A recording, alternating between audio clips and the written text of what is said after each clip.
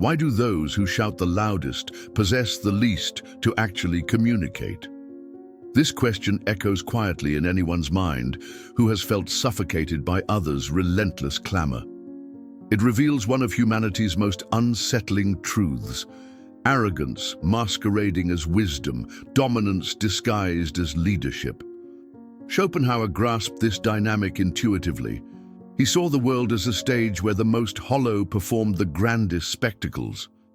He witnessed how those with genuine knowledge spoke sparingly, while the ignorant filled air with empty words, as though intensity could substitute for substance.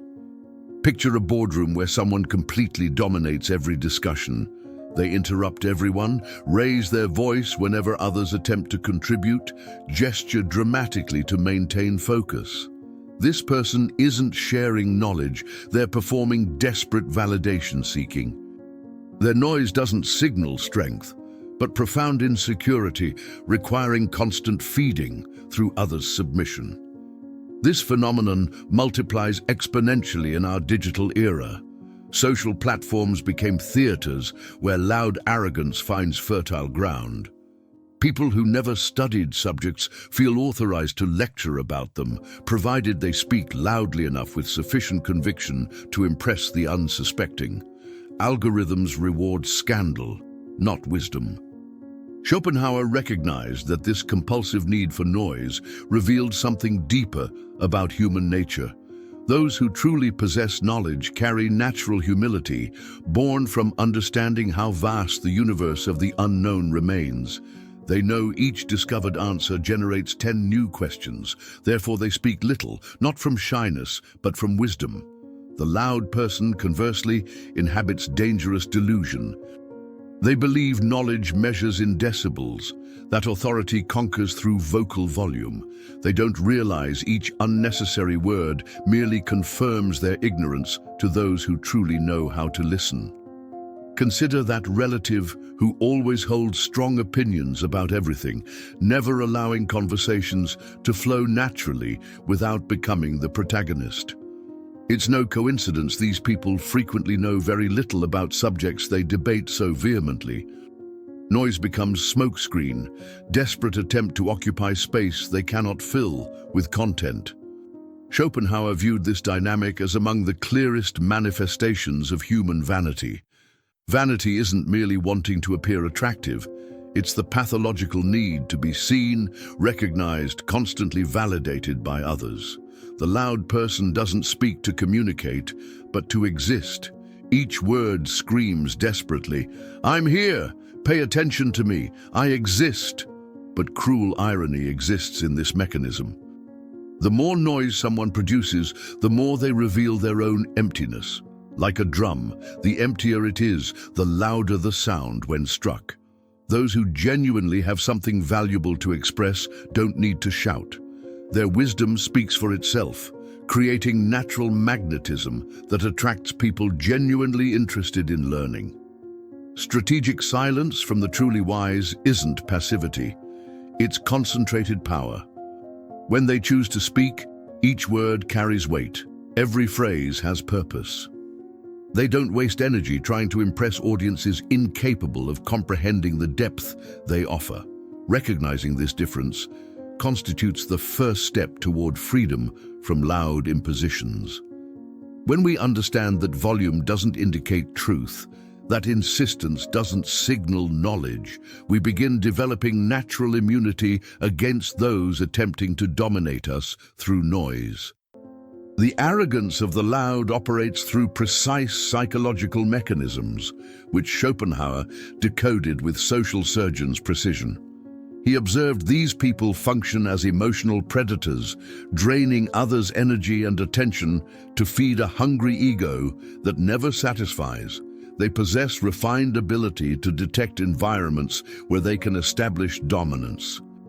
They instinctively identify those struggling to assert themselves, gentler or more introverted people, and transform these spaces into personal stages. This isn't accidental, it's predatory. Watch how they behave in conversations. They don't wait their turn to speak because they're not interested in dialogue. They're performing monologues disguised as conversation. They interrupt, not because they have something important to add, but because others' silence threatens their situational control.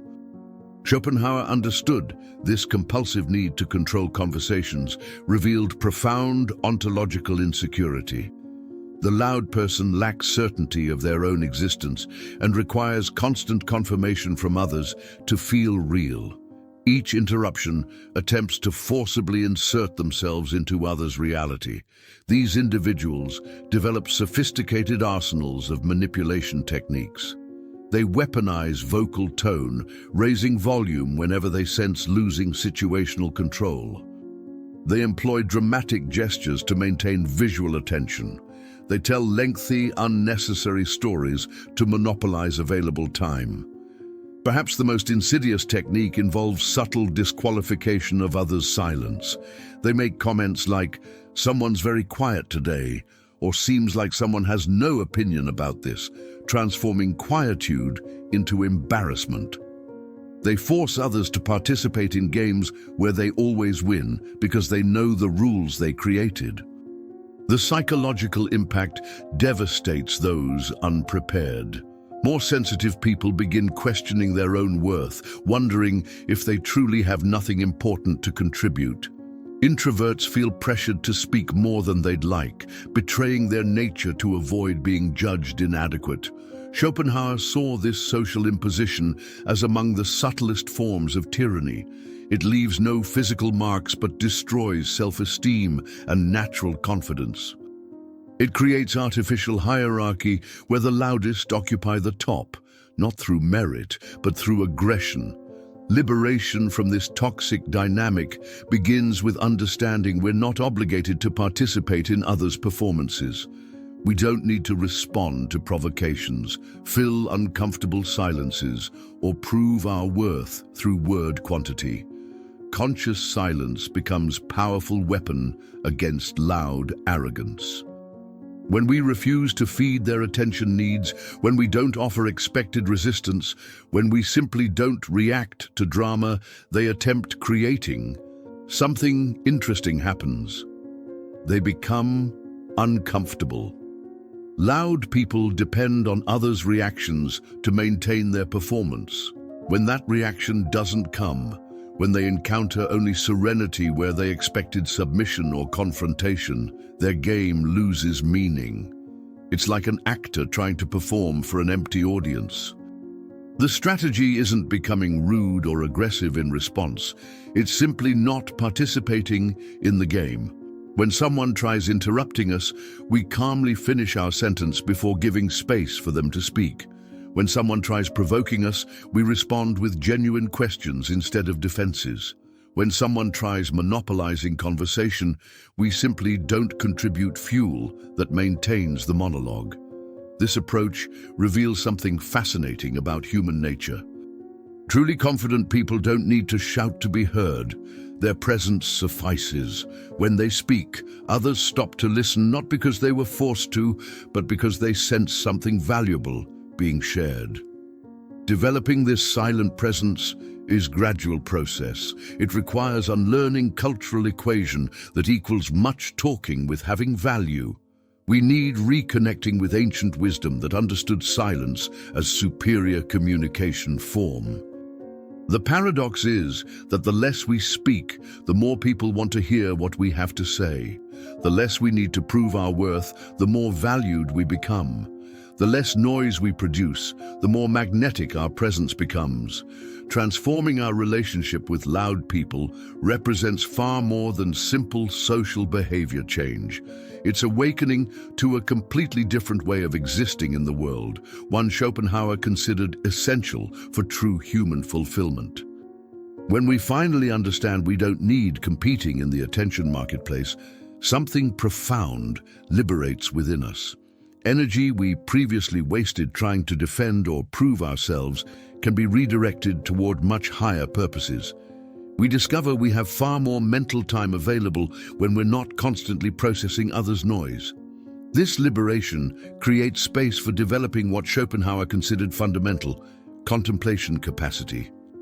When we're no longer trapped in the vicious cycle of reacting to others' drama, we can begin observing life with the depth it deserves.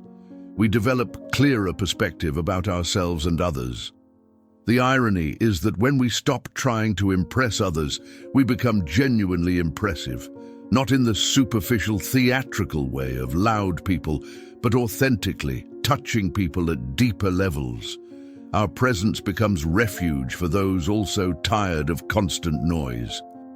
We discover many other people share our preference for depth over surface, quality over quantity, wisdom over spectacle. We begin attracting more meaningful relationships, richer conversations, more authentic experiences. Schopenhauer believed this transformation was essential for genuine human happiness, not the noisy, temporary happiness from external validation, but deep, lasting satisfaction arising from living according to our most authentic nature. When we're no longer intimidated by others' noise, we can make choices based on our real values, not social pressures. We can choose careers that fulfill us rather than merely impressing others. We can opt for relationships based on genuine connection rather than social convenience. This new way of living isn't about becoming antisocial or superior to others. It's about becoming healthily selective.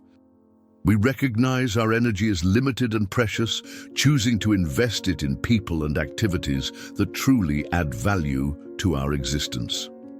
The most notable change is in our relationship with time.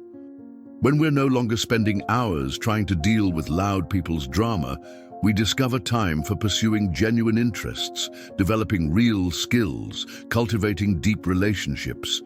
Our life becomes richer in substance, though it may seem quieter superficially. We also develop genuine compassion for loud people. Understanding their behavior comes from a place of pain and insecurity. We no longer need reacting with irritation or defensiveness. We can observe their performance with a mixture of understanding and detachment, like watching a play knowing it's just representation. This elevated perspective allows us to be useful in ways previously impossible. When someone genuinely needs help or guidance, our serene presence and listening capacity can be far more valuable than any loud advice. We become safe harbor for those lost in the sea of confusion and noise. Liberation from loud people's dominion is ultimately liberation from the tyranny of our own need for external validation. When we no longer need others' approval to feel valuable, when our self-esteem doesn't depend on the amount of attention we receive, we discover a form of freedom few experience. This freedom isn't just personal, it becomes a gift for everyone around us. Our serenity becomes contagious. Our authenticity inspires others to also free themselves from unnecessary masks. Our conscious presence creates spaces where genuine conversations can flourish. Schopenhauer saw this transformation as one of the most direct paths to what he called wisdom, not academic or intellectual wisdom, but practical wisdom of living well, being at peace with oneself, contributing positively to the world without needing to make noise about it. The invitation that remains is simple yet revolutionary. Stop feeding the loud people's circus. Refuse to participate in games where the prize is attention and the price is your authenticity. Choose conscious silence over empty noise. Develop courage to be genuinely yourself, even if it means being less noticed superficially. When you make this choice, you'll discover that being truly heard is far more satisfying than simply making noise, and that the inner peace that comes from needing to prove nothing to anyone is the kind of wealth no loud person can understand or steal. In your life, what noise is it time to stop feeding? What transformation do you feel you need to make to recover your authenticity? Share your reflections in the comments. Subscribe to the channel for more content about philosophy applied to real life. And share this video with someone who also needs to discover the power of conscious silence.